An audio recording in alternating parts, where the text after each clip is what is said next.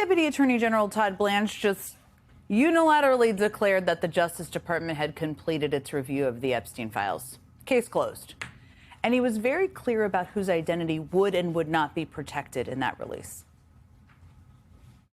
The categories of documents withheld include those permitted under the Act to be withheld. Files that contain personally identifiable information of victims or victims' personal and medical files, and similar files, the disclosure of which would constitute a clearly unwarranted invasion of personal privacy. We did not protect President Trump. We didn't protect or not protect anybody. So did they accomplish those goals, Todd Blanche stated? Not exactly. I mean, MS Now's initial review of these documents found that the names and identifying information of more than a dozen survivors appear unredacted. And as for Donald Trump, well, the initial release of documents did contain a spreadsheet containing multiple allegations of impropriety made against Trump, most of which appeared to be unsubstantiated tips at this point. But then that spreadsheet of Trump allegations suddenly just disappeared from the release, only to reappear about an hour later after many people pointed out publicly that it was gone. Now, several members of Trump's inner circle also appear in these emails, like an email exchange between Epstein and Elon Musk that appears to be about travel plans, in which Musk asks Epstein, what day-night will be the wildest party on your island? There's also a 2012 exchange between Trump Commerce Secretary Howard Lutnick, where Lutnick appears to make plans to visit Epstein's island with his wife and children 7 years after Lutnick claims he, quote, vowed never to be in a room with that disgusting person again. So there is that. And we do not know the broader context of either of those emails either, and we don't know if knowing it would make it less creepy. But there is still a lot that the Trump administration is keeping back. The roughly 3 million documents released today are only about half of what the Justice Department has in its possession. So a lot more we don't have. Joining me now is Democratic Congressman Robert Garcia, the ranking member on the House Oversight Committee. So, Congressman, we got 3 million documents today. It's a lot. I'm sure you're still going through it. We're still going through it, but still only half of what they have. I know you're very used to this administration violating this particular law, but have you and Chairman Comer, have you talked about what you can do next here? Look, I haven't talked to him today, but we certainly will be communicating in the next few days. Let's be really clear about what actually was released. They made it pretty clear, the DOJ, that they're done releasing files. It's only about 50% of what they have in their possession.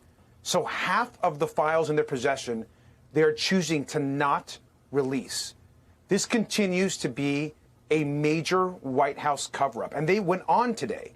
Mr. Blanche went on to talk about what they wouldn't release, things that they basically are creating themselves. They're creating laws themselves that don't exist, by the way, in the subpoena that was passed during the summer for the files, talking about the removal of conversations between government officials or agencies, talking about removing information if there's ongoing government investigations.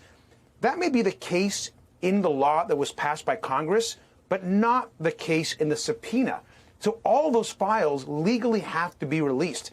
And I want people to understand that they included multiple names of survivors in the release today. They're putting these women in danger. The carelessness, the lawlessness. Pam Bondi needs to be held in contempt. Republicans refuse to do so. And Donald Trump needs to understand that our work and our investigation is ongoing, and we're just getting started. I think it's so good for people to hear that out there, because just Todd Blanche declaring the case closed here, the case is certainly not closed. Our team has been going through these documents. I mentioned some of the things in them. What stuck out to you about the set that was released today and what was in there? Look, first, I think the idea and the clear, I think, deception that we're seeing to somehow include and remove mentions of the president, of Donald Trump, regardless of whether there were allegations or not, that is highly irregular and suspicious. We also know that Trump's name appears hundreds of times in these files, and we have gone through a small batch of what is right now millions of additional documents that we have received. But a couple that stood out. Look, Trump's Commerce Secretary, the fact that Lutnick said clearly that didn't communicate, he stopped communicating with Epstein after 2005 and lied multiple times, where now that actually we know that was not true. Why is it that everyone in Donald Trump's circle continues to lie about their relationship with Jeffrey Epstein?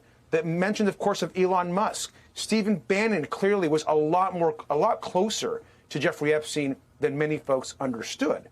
But what's also important is we haven't found so far. It is not acceptable for us to not get the names of Epstein's co-conspirators and the men that raped and abused children and girls.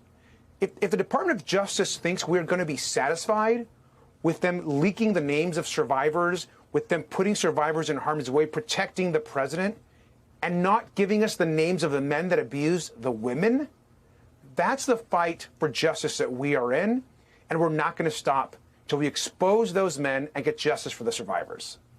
I'm going to talk to Annie Farmer about that in a moment. Very quickly, before I let you go, I mentioned this spreadsheet that appeared. It's appeared to be unsubstantiated claims. I mean, they're from a tip line, but there were some it's not clear the FBI followed up on. Are you planning to look into your committee, I guess, any of those claims that were in those documents that were released today related to Donald Trump?